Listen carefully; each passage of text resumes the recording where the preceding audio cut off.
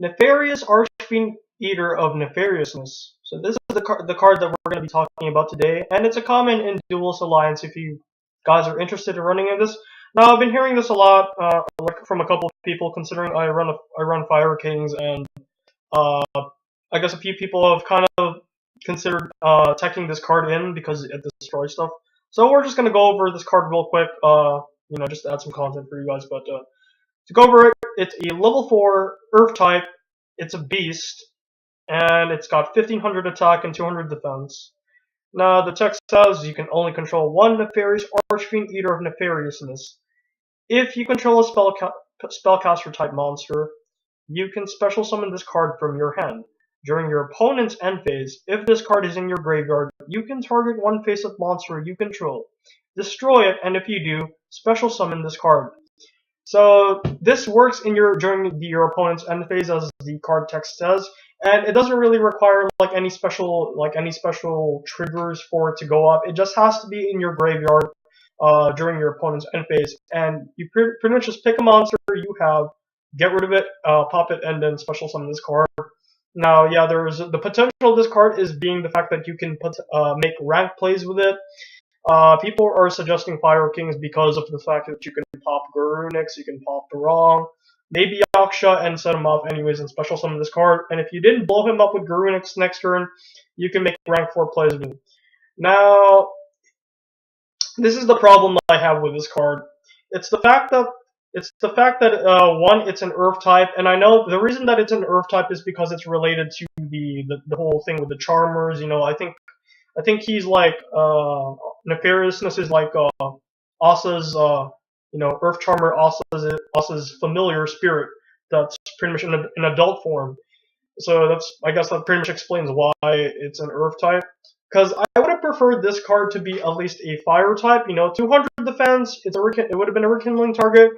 It would have given us a reason to, more of a reason to run Flameville Fire Dog, and with that it would have gone great with running Flameville Magician. So this little engine would have gone great with the Flameville engine. We have like triple Fire Dog, triple Magician. We have this card, and of course we have Inari Fire, which pretty much does the same thing. If you guys don't know Inari Fire, look up the card. It does the same thing as this card. It's got the same stats, except it's a fire with 200 defense. And it has that effect when you pop Inari Fire. When Inari Fire gets destroyed by a card effect, it gets special summoned during the next standby phase. So I guess if you're running like a little Synchro Xyz engine with spellcasters, you could probably take in Inari Fires and this card, because this card combos with Inari Fire. You pop him, you special summon him, and then Inari Fire comes back. So you got 2 level 4s straight out. So that's I guess a pretty interesting combo. You could probably run stuff like Curry Bandit, Mathematician, and like Foolish Burial to just dump those monsters in the graveyard to set up for like some plays. So I can kind of see like a generic Rank 4s level 8 Synchro Spam deck based around it, but I'm not sure. And I guess it's a beast type, so I don't know. But yeah, in Fire Kings, the problem I pretty much have with this card is the fact that it is in a fire, so that's like less energy. You can't use Circle in it. You can't Onslaught for it. You can't search it with Fire Dog. You can't Rekindling it. So the major issue is also the fact that it's the smaller amount of ways that you can pretty much dump this card in the graveyard, because it has to be in the graveyard for it to actually do something. I've tested this card before, and opening in first hand with this is the best way for me to actually use the card. Opening it with it first hand and getting it destroyed somehow. Problem is, since we're playing a back row heavy format, and you never really know what's going to happen if you don't have a setup or anything, and the card just sits there. The best thing you can pretty much do with the card is set it, and then just hope your opponent actually destroys it. And that kind of feels that's pretty slow. And there's also the fact that there's aside from Barong, Fire King Avatar Barong, there's really not too many cards you really want to pop with this card. Sure, you can set up a Garunix and a Yaksha, but at times it just doesn't feel right. It feels like a little bit awkward. It just feels like you're doing it for the sake of doing it.